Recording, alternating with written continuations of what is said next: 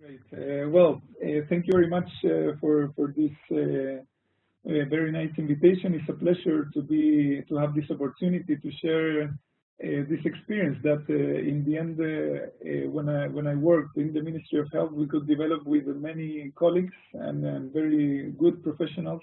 That I wanted to start saying that this is part of the work that we did together during those years. So now I just recently joined the OECD, and here is my disclosure. So I was the chief of the Division of Health Planning at the Ministry of Health between 2016 and 18.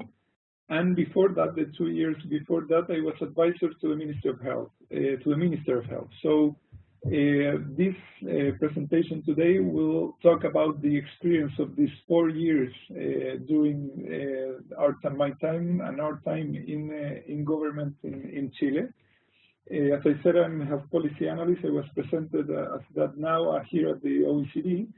I'm also a joint researcher in the Department of Public Health of the Catholic University in Chile, and associate editor in the Effective Practice and Organization of Care Group at the Cochrane Collaboration. And I haven't received any funding or resources of any kind from healthcare industry or other related private entities. So having said that, this is the itinerary that I propose here for today's discussion.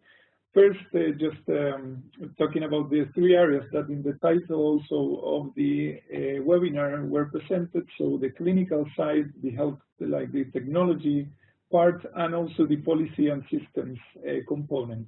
Then Chile, very, very in brief, and finally the top 10 insights that I could summarize as being describing the experience that we have.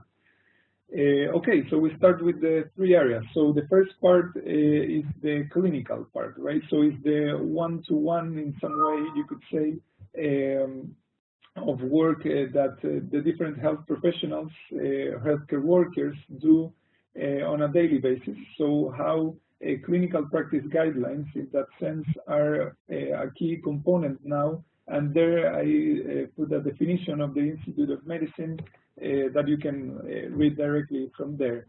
The second is the health technology assessment part, which is a field of work inside, you could say, in the health economics arena. Again, talking here about the evaluation of and impacts of health technology broadly, right, to inform policy decision making. So it's more devoted to the system as a whole. Obviously, it can take one specific intervention that in the end goes into the clinical practice, but it's a more broad perspective and using other methodologies. Thirdly, the health policy and systems research that you could also have there, again, is to provide knowledge to improve how societies organize themselves by informing decision-making. This is also from WHO taking these definitions. If we move forward, we see that these 3 areas are quite intertwined, right? They are very communicated. They have connections in different parts here on the definitions I highlighted in red, where you could see that systematic is one of the words that repeats between the different definitions. Also informing, right, the policy decision making, informing decision making, recommendations is also something that is common to the 3 definitions. And finally, I added here in the bottom part the definition of what WHO calls a guideline. So in the end, again, the word recommendation appears there. So in the end, it's how to inform, how to, in some way recommend different alternatives, right, for clinical public health or policy. So in the end, as you can see, it's all very, very connected, and they share different features. So this, in the end, you will see how we, in the Ministry of Health, back in these 4 years, we tried to make this connection put into practice, right? So that's what I will try to show you in a couple of minutes. Then this slide is just to show that the concept of implementation science is also relatively new, right? It's a relatively new field, trying again to connect research and decision-making, policy-making. So this is also important because for the region of the Americas, PAHO joined WHO through the Alliance for Health Policy and Systems Research and started to develop this and to support countries to do implementation research through this program that is mentioned here, the Improving Program Implementation through Embedded Research.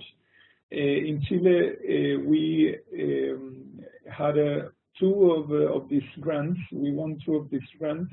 But in the end, the important thing is that this is another approach similar again to the ones that I showed in the previous slide, and shows the evolution that this has through time. PAHO also supports countries in different areas. Here I mentioned 3: priority setting and standards to generate evidence, strengthening national guideline programs, and evidence-informed policymaking. Again, pretty similar to what we discussed and saw in the previous slide. Okay, so then we move to the second part to show you very in brief some information about Chile, just as a context. So here, Chile at a glance. It's a country of 17.5 million people with a GDP per capita of 23,000, almost 500 there. That makes it a high-income country, a high-income economy. That's the concept that the World Bank uses. And this was defined since 2010, and if I don't remember wrong, jointly with Uruguay, Chile and Uruguay are the 2 first countries in the Latin American region to be classified as high-income economies. Now Argentina and I believe Costa Rica are also joining the high-income economies in the region. Poverty has been decreasing steadily, continuously, I mean, for the past 20-25 years, and now the last measure showed 11.7% of the population is in poverty. Most of the population lives in urban parts. The life expectancy is quite high for the region, and also when you compare it to the OECD countries, it's just below the average of the OECD countries, and for example now is just went over the United States. Is something that changed in the past recent years. Infant mortality rate is also low, 7.2, especially compared to the region. Child malnutrition again is also low. We have the problem in Chile of overweight and obesity, which is the epidemic now, very big in the country. Then water source is quite good. Literacy of the population is also quite high, 96%. A big problem that the country has is inequality. So here the Gini coefficient shows how unequal is a country in terms of the income of the population. So in this regard, in the OECD, Chile, along with Mexico, are the 2 most unequal countries, and as I said, it's one of the most relevant problems in the society. Elderly aging is an important issue. The population is quite fast getting old. Then in the box of the table in the right of the slide, you can see total health expenditure. It's also growing every year, 8.5% in 2016. It's still below the average of the OECD. Total health expenditure per capita is also growing, increasing every year, but still is also below the average of the OECD. Government and compulsory health expenditure is also below the average of the OECD, but it has been quite stable in the past years in this indicator. And finally, out-of-pocket expenditure, that we know that's something that we want to decrease in every country and keep it under control. In Chile, it's quite high, 32%. Again, it's one of the highest in the OECD countries, along again with Mexico. The two Latin American countries that are part of the OECD have the highest out-of-pocket expenditures. Then this is very quick as well, just to show you how the system is structured. So in the governance, the upper part, stewardship of the system, you have the Ministry of Health. Then for the financing side, you have the state, the people through the workers, and their payroll tax contributes to fund health. And also the enterprises contributes to a parallel system that is only for job-related accidents and diseases that has specific part of the system there. Then you have the insurance component, where the armed forces only receiving state funds for general taxation.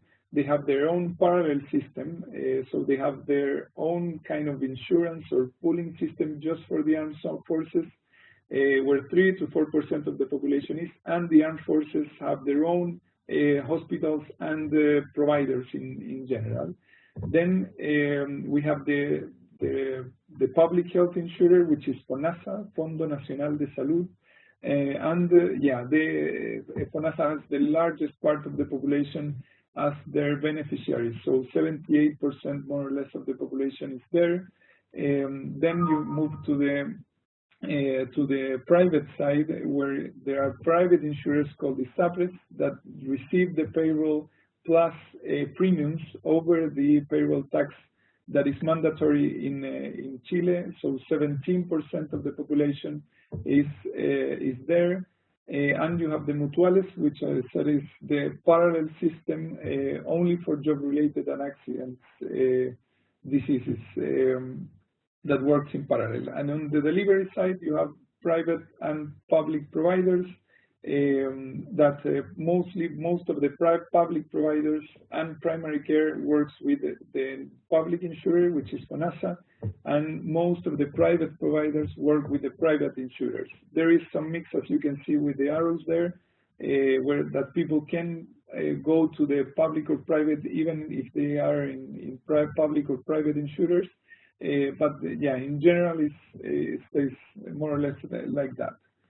So that's the general system. And now this is important, this slide, because it will relate a lot with my following slides and with experience. So just to show you that the structure in the Ministry of Health itself. So we have the minister, that is the highest authority, and then there are two undersecretariats, and you could call it also two vice ministers in that sense.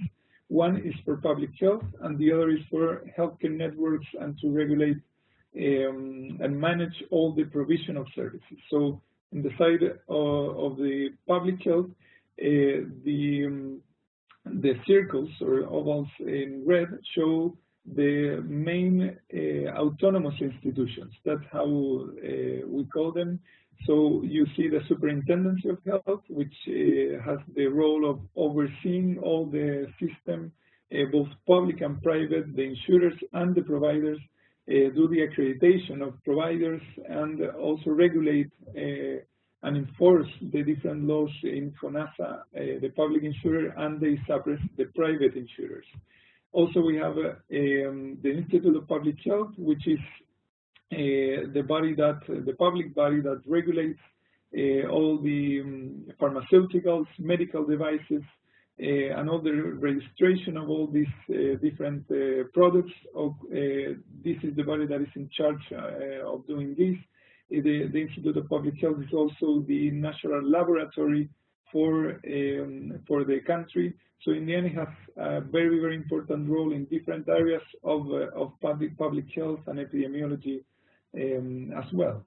And finally, on the bottom right part is the National Procurement Agency. That is it's an agency, as the name says, that bulk purchases, so aggregates the demand for the different products, medicines, medical devices, etc., for the public providers in the country, hospitals, primary care. So that's another important entity in the public sector. So having this structure in mind, we will move to show you the top 10 insights for connecting this, if you remember, clinical, technology, and health systems in the area of evidence, right? So the first insight is to say that for us, one key component, one key aspect was legislation. So legislation in our country served as a booster for evidence practice and informed policies. And here I provide the two most important examples. The first was during the reform that we did in 2005. When I say we, it's the country. I wasn't part of that reform, but it happened in the mid-2000s. So this created a progressive model where that created explicit and enforceable guarantees for all the population for prioritized health problems. So for both for public and private sectors. 4 guarantees, so universal access to these prioritized health problems, timeliness, so in the end, waiting times for each of the interventions included in the health problems, financial protection, that it was equalized for both public and private sectors, and also the component of quality, how to assure quality, for example, through the accreditation of healthcare providers, both public and private again. Here, this law explicitly mandates to develop evidence-based clinical practice guidelines, effectiveness studies, cost-effectiveness studies, cost verification studies, in order to do the prioritization and finally the decision of what are the health problems that will be included in this package, right, of guaranteed health interventions in the end. So this is one example that through one law, the Ministry of Health in the end was mandated to develop these evidence products, evidence-based products, right? So moving now to a more recent time, and this is something that I was part of, and I had the experience to be there in the development and also the implementation of this law, is the financial protection system for high-cost treatments, also known as Ricardo Soto law. This was a big social movement in Chile where that was led by Ricardo Soto. He was a journalist who had a lung cancer, so he was very renowned in the country, and he led this social movement, taking people like citizens and patients to the streets to make peaceful demonstrations, calling for a system to protect against these high-cost treatments. So in the end, this motivated and took us to develop this law, to approve this law that assures universal access with no copayments for prioritized very high-cost treatments. And again, this law included explicitly the mandate to develop a health technology assessment, economic evaluations, reviews of the literature, again, to prioritize and decide what will be included and covered under this system. And again, this was a boost for the Ministry of Health to do all this. So this was very important because it gives an official mandate, as shown there, to do all this work, and also provides some funding as part of this system to develop this inside the Ministry of Health. The second one is how the organizational structure of the Ministry of Health in the end was also a tool for institutionalize all the work related with evidence more broadly. So Here, as I showed you before, the structure of the Ministry of Health had two undersecretaries, right? So the healthcare networks, well, the provision of services is, and the undersecretary of public health.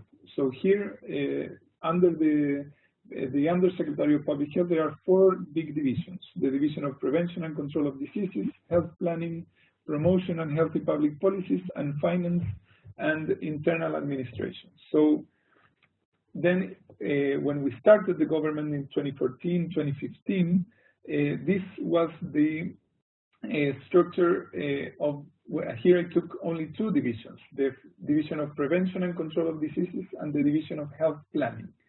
In red, you see highlighted in the left diagram the Department of HES, that's the explicit health guarantees. So there was a specific department created for the first law that I mentioned before, that was called the coordination of these health explicit guarantees and evidence coordination. So in the end, there was all the development mainly of the clinical evidence for this law. And also, in that year, in 2015, I was part of the cabinet of the minister, and we created a unit for evidence-informed health policies inside the cabinet of the Minister of Health. And we followed the model of EVIPNet, the Evidence-Informed Policy Network of WHO.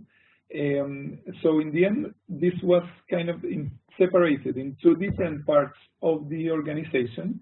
And also, as you can see in the bottom part, it says HTA, so the Health Technology Assessment, was developed as part of the work of the Department of Health Economics, that it was also, again, in a different division. So we had the three components, so the clinical, the technology, and the health policies and systems evidence work in three different parts of the organization. So what we did, finally, this is just a summary of the path, is that in 2018, we finished the government in 2018 having this new structure. So the Division of Prevention and Control of Diseases no longer has the department that used to have to coordinate the health explicit guarantees and do the evidence work for clinical practice. So we moved that into creating a new department in the Division of Health Planning that put together the three structures, right? So this new department included clinical evidence, economic evaluations, which will be the classic health technology assessment, and also the unit for evidence-informed health policies. So we took that from the cabinet of the minister, that you remember it was the unit of evidence-informed health policies was there first, and we transferred to the cabinet of the minister the HES coordination unit, the health explicit guarantees coordination unit moved to the cabinet of the minister. But the most important thing is that through this new structure in the organization, we put together the work that you could call evidence, right? So the evidence summarizing work in one single department under one division. So this is also something that was quite useful for us to work. Then the third insight is that when we put this this new department inside the Division of Health Planning, the Division of Health Planning already had other departments working in health information, health and knowledge issues. So the Department of Epidemiology, the Department of Health Information and Statistics, the Department of the National Health Strategy, and the Department of Health Economics. So in the end, we had under one division, so under one chief and under one planning for the whole division, most of what you could consider knowledge generation bodies or knowledge generation teams inside the Ministry of Health. And also these departments that were there from before for many years in the Division of Health Planning, they also had the connections to obtain information and knowledge from the other parts of the health sector in general. So if you remember, we have these autonomous institutions, so the Institute of Public Health, the Superintendents of Health, the National Health Fund, the National Procurement Agency. So all that information was also under the same division that could connect this with the Department of Health Technology Assessment and Evidence-Based Healthcare. And also all the connection with the other Undersecretary of Healthcare networks that provides all the information about the provision, the providers in the hospitals, primary care in the country. So again, the Division of Health Planning having most of the information, most of the knowledge of the system. So again, this was quite helpful for the work of the new departments of HTA and evidence-based healthcare. So these synergies were again very important under the new structure. Then the fourth insight is that from the start, what we did is that we aim to engage patient and civil society organizations. So this for sure is something that has been growing in Chile and elsewhere, right? And the importance of having the vision and the opinion and having the influence of patient and civil society is increasing, as it's very, very important. So this is also a process. So the more you develop, the more you do with the patients, and the more you exchange with them, the more you are demanded. That this is something that happened to us, and the one, if people have experience also doing this, probably have the same story to tell, right? And this is very good. This is something that should continue to grow, and we hope that that this path will even professionalize, will continue doing better. Ricardo Soto law, if you remember the high cost treatment system that was created in 2015, is a good example, because it was also part of the law that patient organizations had to formalize, right? They had to be formally created. They have to formally participate in the different stages of the decision-making process of the law, and also in the implementation.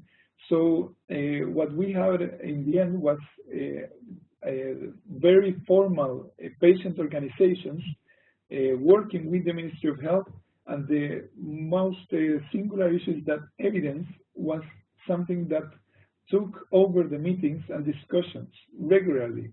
So the patients were talking about the evidence that the Ministry of Health was producing in order to say, why is this, for example, being rated as low evidence, low certainty of the evidence? Why is very low? Why is not being considered? It's my treatment, so why the evidence is saying that it's bad, or is something that you shouldn't consider? So, so that kind of things created an environment that, of course, was a discussion. So it could create some issues there, some problems, but in the end, it was a good situation, something healthy for the system to discuss with evidence on the table, right? So this was very, very a good exercise, a good experience. That in the end, the last bullet point there is so important. So transparency was crucial, and it continues to be crucial. Capacity building, both for the people working in the Ministry of Health and working on the side of decision making, you could say, and also capacity building for patient representatives and for civil society more broadly, to understand and to be able to talk the same language. It was very, very important to work on this. And obviously to increase the participation opportunities. So we also did a lot of dialogues, meetings, seminars, and also official committees that were mandated by law as well, to work together with patients, with experts, and with the people in the Ministry of Health. So this is something to keep in mind. Always how to engage patients and civil society to make evidence something really important in the whole process.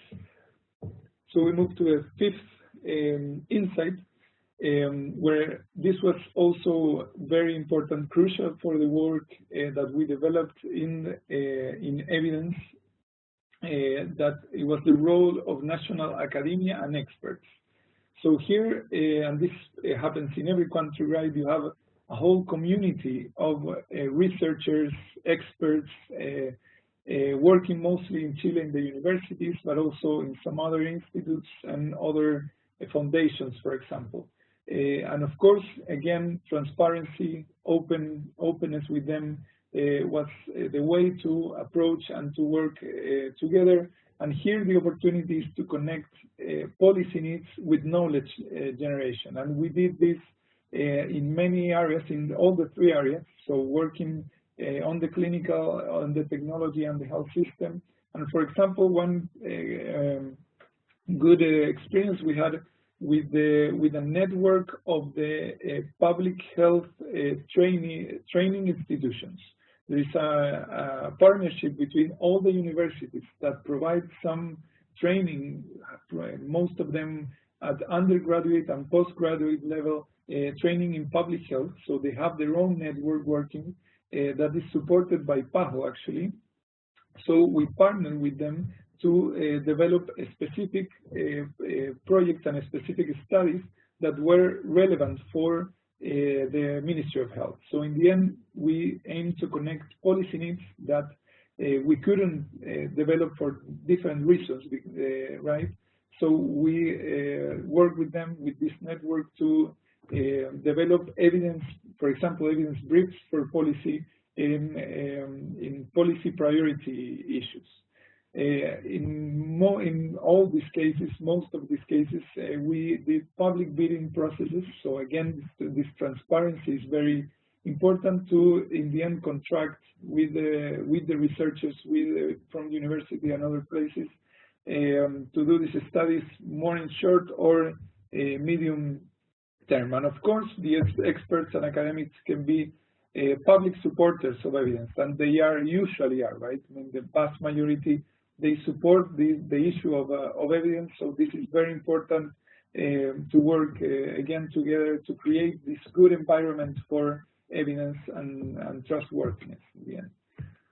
The sixth insight is it is related with the international partnerships, right? And the support and expertise that this can bring in-house to the country, to the Ministry of Health in this case, and in the end foster collaboration. So learn and adapt and apply good practices from elsewhere, from other countries, from other institutions, and of course international advocacy for evidence development. That this is also very important when someone from outside your setting, from outside your country, come and talks and says evidence is something that is good, that you should work. It's a good help to foster the development and the support for this issue. So here, just to show some of the most important partners, we have the Cochrane collaboration, McMaster, the Health Forum, GRADE collaboration, PAHO is also always a good partner here, the Alliance for Health System and Policy Research, NICE in the UK, the Norwegian Knowledge Center for the Health Services, and now I think they changed to being the Public Health Institute or something like that. Also the partners in other countries like EX in Argentina, EX in Colombia, and also the American University of Beirut in Lebanon. EBIBNet was, as I mentioned before, a model that we developed inside also the Ministry of Health. So fostering collaboration in the international arena is very, very important. The seventh insight is the diversity of products, right? So developed a wide range, broad range of products that in the end shows the value that you have in the end, right? So clinical evidence, obviously the clinical practice guidelines, protocols and orientations, evidence-based, prioritization mechanisms, manuals, methodological manuals to develop clinical practice guidelines, and in that sense to make it transparent on how the Ministry of Health of Chile develop their own clinical practice guidelines.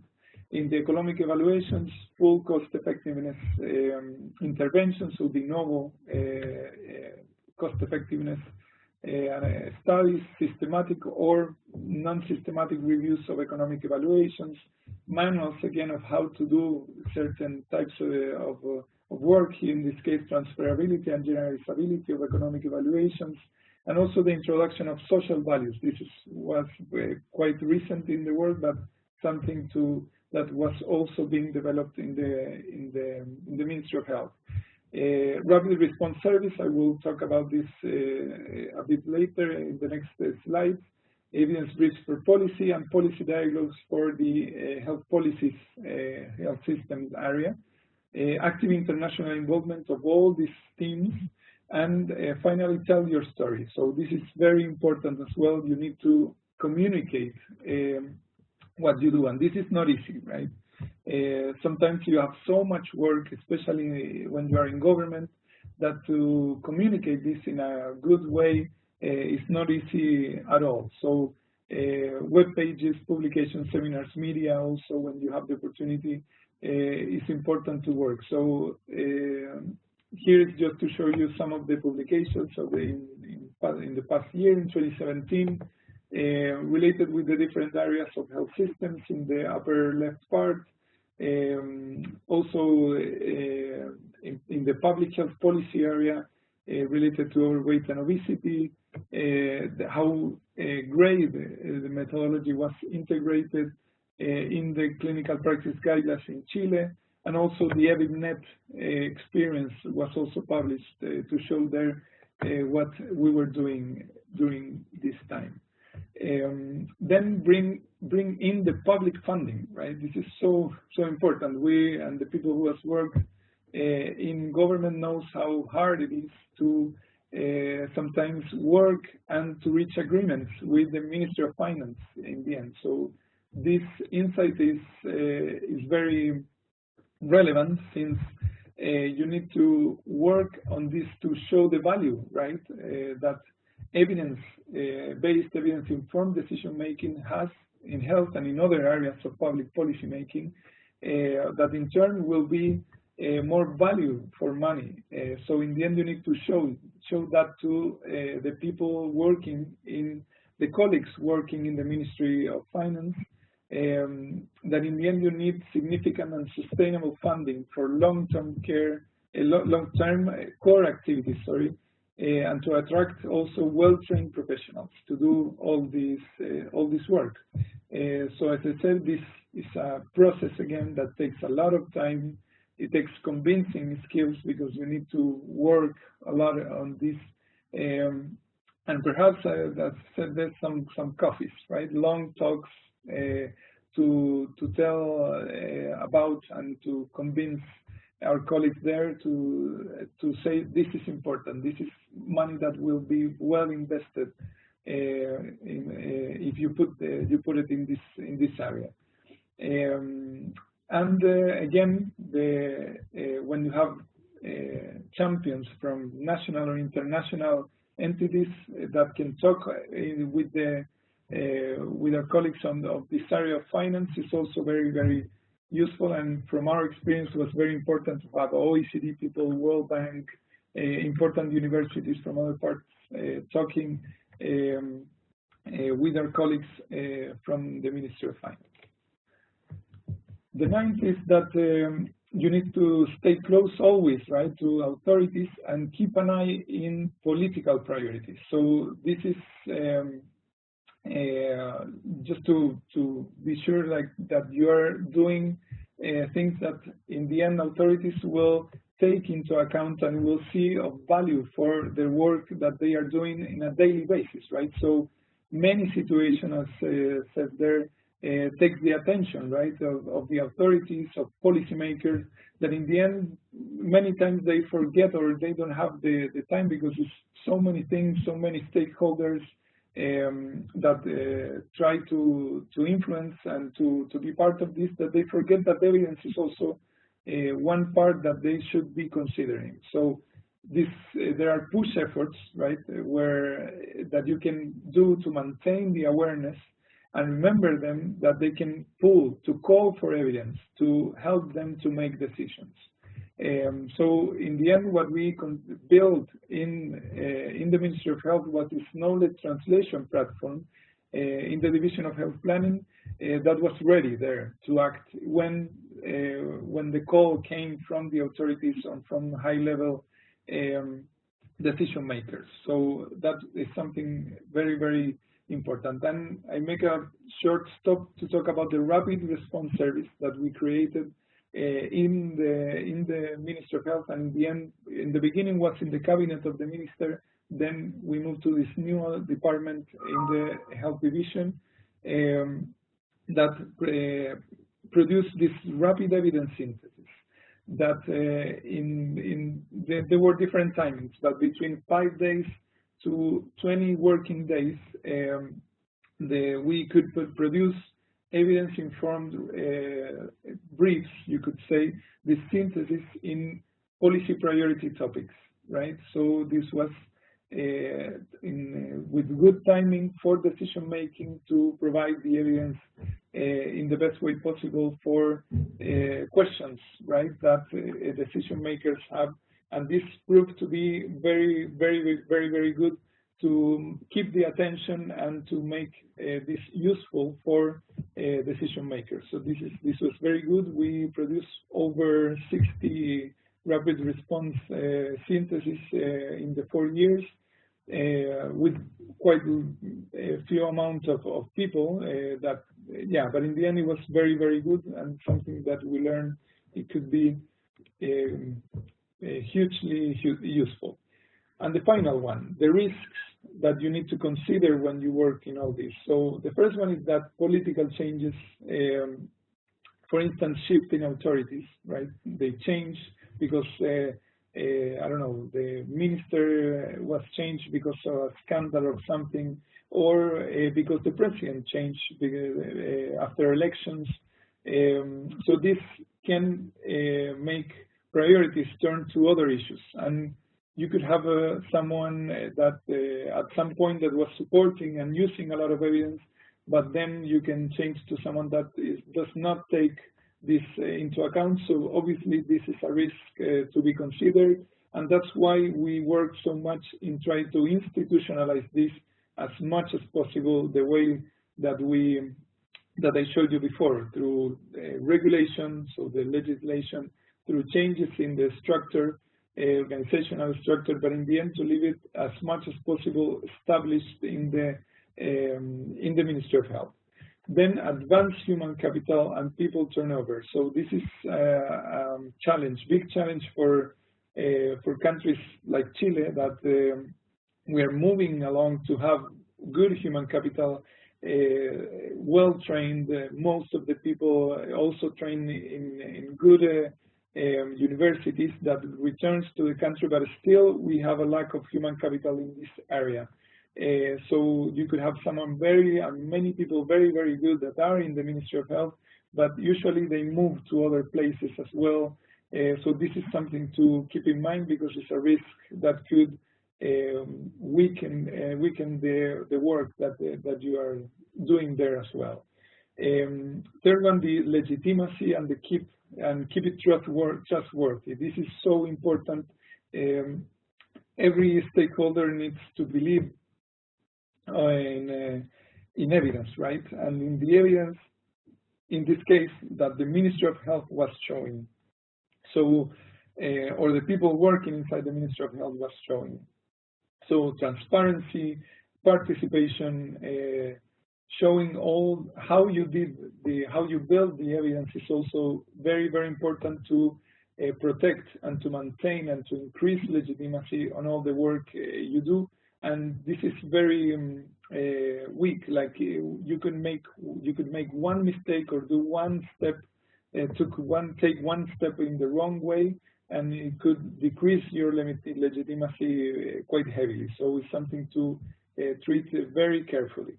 And this is a question that I know many people working in this ask. So what happens when evidence doesn't support a determined policy decision? So yes, this happens in real life, right? You have because decisions are made not only consider an evidence, they consider many other factors. So in the end, what you can do here, because this is a risk that again could take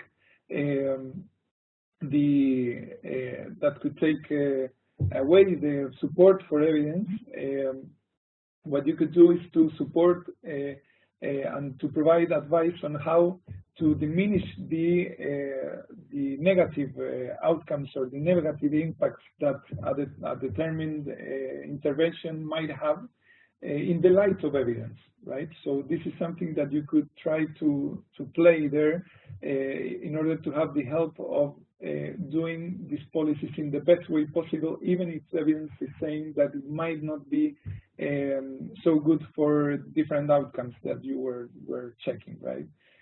So you can deal with this, but it's also obviously a risk that you need to consider when working on this area. Finally, one bonus, build up this evidence culture, believe me, takes time. We have been working on this, I don't know, for at least I would say 10 years. Before entering the government, I was working in the university, and we also tried to do this with previous governments, and it worked, but it didn't establish, it didn't maintain there. But in the end, yeah, we had the opportunity to enter the government and to work on this and to develop all these things, and also the development of all this evidence culture, not only in the universities, not only inside the decision-making bodies, but also in civil society, in patients, in media. So in the end, to build this, it takes time. So as Yora said there, patience you must have. But in the end, as we have seen in our experience in Chile, things work out well. And obviously, we hope that this will continue in this path. Yeah, many people is supporting this in the country. Finally, acknowledgements for many people, so many people that worked on this. Obviously, the authorities that I had the privilege to work with, and also many colleagues in the Ministry of Health during this time that I'm trying to mention. Many of them, I'm missing some names probably, but that because of them, this experience can be told now, right? So thank you very much to them, and thank you very much to you for your time and for listening to me telling this experience in Chile. Well, thanks very much, Cristian, for sharing your insights and words of wisdom. We'll just pass it over to Kalen now for his take on what the information you shared, and then we'll open it up to questions and answers.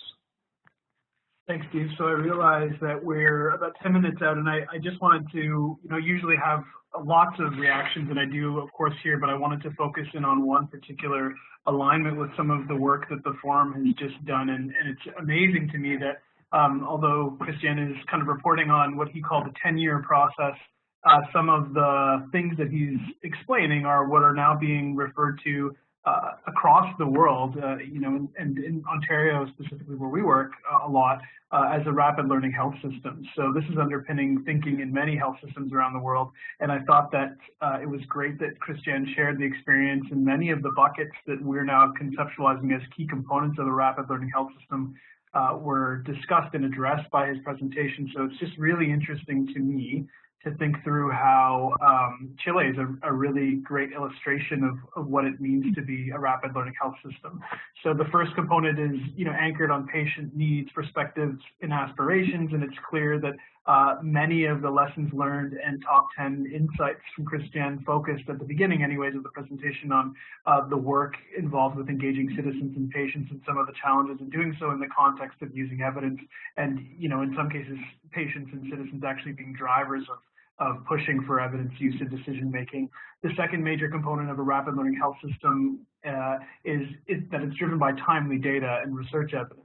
And so obviously, Chile has many examples of this, and specifically I thought the important piece to highlight here is the institutionalized infrastructure that was developed over time within government for approaches to ensure that data were captured, that they were linked across the appropriate branches of the Ministry of Health and the government writ large, as well as the production of evidence. So I thought that was really interesting. The third major component of a rapid learning health system could be that it's supported by appropriate decision supports and aligned with governance financial delivery arrangements. So in Chile's case, I think that all of the diverse products and approaches that Cristian mentioned across the different levels of decision making, really interesting illustrations of how that can be achieved.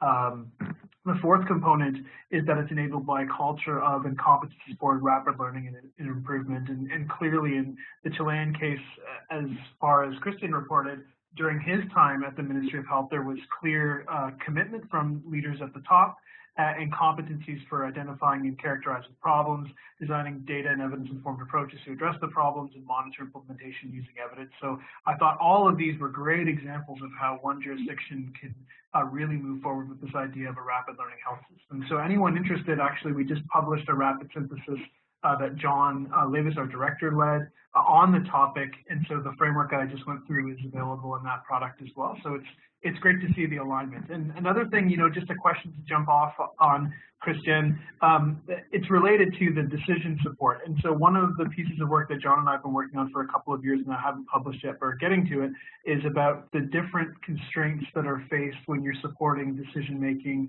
at different levels. So we tend to group them into two. One is making decisions within health systems, and this could include about program services and drug funding versus those about a health system. So how do you align governance, financial, and delivery arrangements to get the program services and drugs to those who need them? So on the one hand, I think that the constraints are very different, and in other ways, in some of the examples you provided, they could be similar, but I just wanted to set off the question period with getting Cristian's take on whether this was a noticeable difference. So when you're supporting, even though there was a lot of integration and alignment between the different guideline development processes, if you notice a clear distinction between supporting decisions within a health system versus supporting decisions about how to rearrange or organize the system differently. Okay, yes. Thank you, Kelan. So about your question, so probably, and this is because most of the questions that we received during our time were more related with the first area that you mentioned, so from within the health system.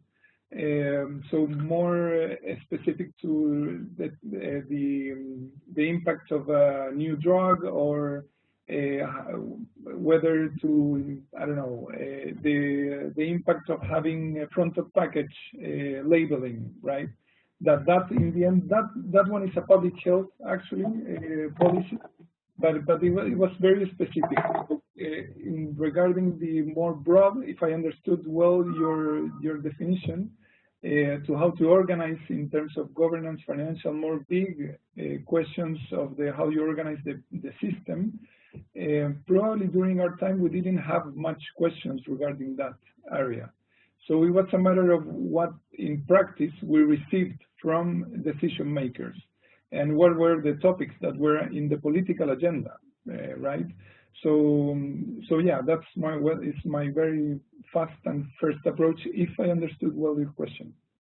No, absolutely, and you've understood exactly what I was getting at, and the reason I brought it up is because John and I often think of decisions within a health system tend to be a single decision point, that's underpinned by a rigorous technical process, of course, but, you can point to a single type of decision, whereas when you're making decisions about a health system, for example, it could be a number of different small decisions that lead up to one bigger decision. So, for example, reforming the primary care sector. So I was just really curious to see whether or not, if you had dealt with the two different types of issues, whether you faced different types of constraints or things that help facilitate the process in different ways at the different levels. But it sounds like you focus mostly on those within a health system type decisions.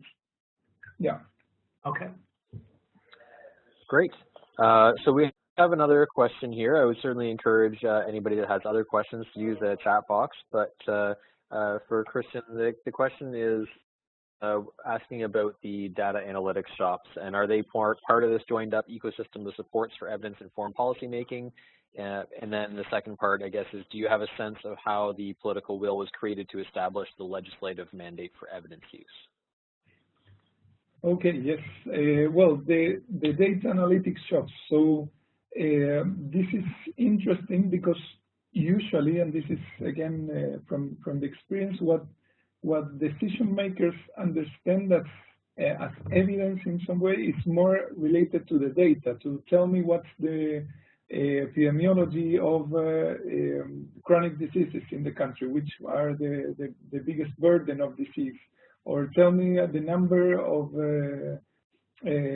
discharges that were related in all the country from all the hospitals for chronic diseases, or tell me what are the main the number of prescriptions in primary care for treating chronic diseases. So in the end, it's that type of data that is used to make decisions, which obviously is so important. It's a crucial part to understand the context, the magnitude, what are we talking about. So that one, this part was in some way much more developed because this type of information has been in health systems for a long time, right?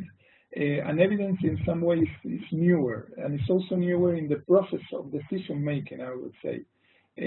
So what we try to do here is how to connect, and it's in the question, how do we join these two worlds into one in one place, in this case in one part of the organizational structure. So to be completely honest, this is a challenge still for us.